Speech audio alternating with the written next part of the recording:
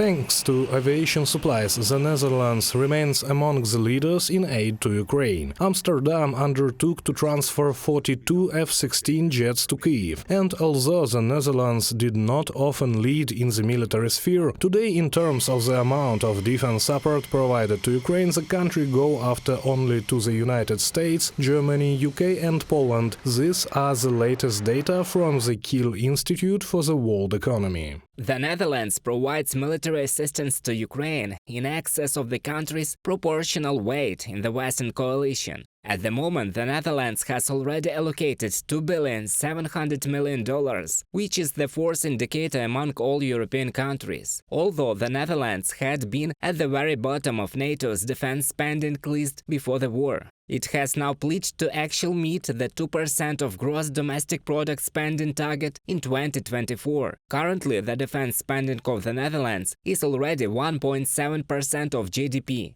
Timo Koster, senior fellow at the Scott Ward Center for Strategy and Security at the Washington Atlantic Council, in a comment for Voice of America.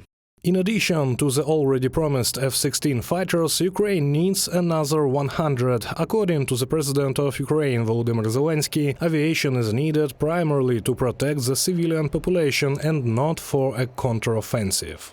Today we have an agreement on the forthcoming delivery of 50-60 fighters. In total, we need about 160 fighters in order to have a powerful air force that will not give Russia the opportunity to dominate the airspace. We are at war with Russia. We are fighting for our Ukrainian land against the aggressive policy of the Russian Federation. We need jet fighters just to protect ourselves, to protect our land, our sea, our sky. Volodymyr Zelensky, president of Ukraine, in an interview with the Portuguese TV channel RTP. F-16s are needed by Ukrainian defenders to become a significant component of the country's air defense. They will also help keep Russian aircraft away from the Ukrainian borders and thereby save settlements from bombing. Moreover, F-16s should prevent Russia from blocking grain corridors in the Black Sea. We hope that together with the aircraft we will receive good working developments of the AAM-120 missiles, which will allow us to operate at a distance of up to 200 kilometers and effectively destroy enemy aircraft. As for ATACMS, I would really like our partners to move from talking about how difficult it is to getting down to business and increasing production and creating these weapons.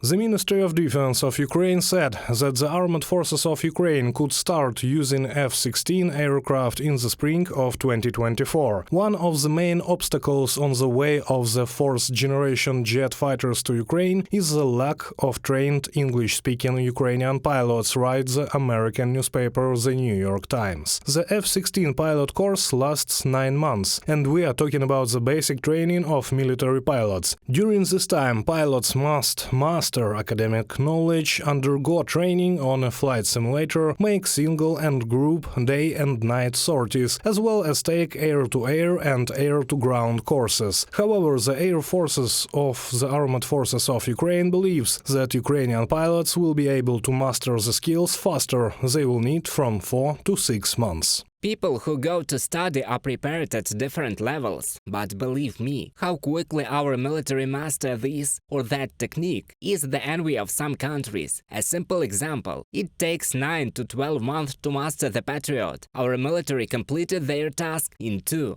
Oleksiy Danilov, secretary of the National Security and Defense Council of Ukraine, in an interview with NV. At the same time, Ukraine is interested in receiving not only American F-16 fighters. An effective addition to the Ukrainian Air Force would be the Swedish Gripen. Official Stockholm said that Sweden itself needs these planes, but the opposition is in favor of providing Ukraine with jet fighters. Kyiv is also working with French partners to obtain the Rafale fourth-generation multi-role fighter. Reported by Serhiy Kulyas, Valeria Nekipelova, UATV News.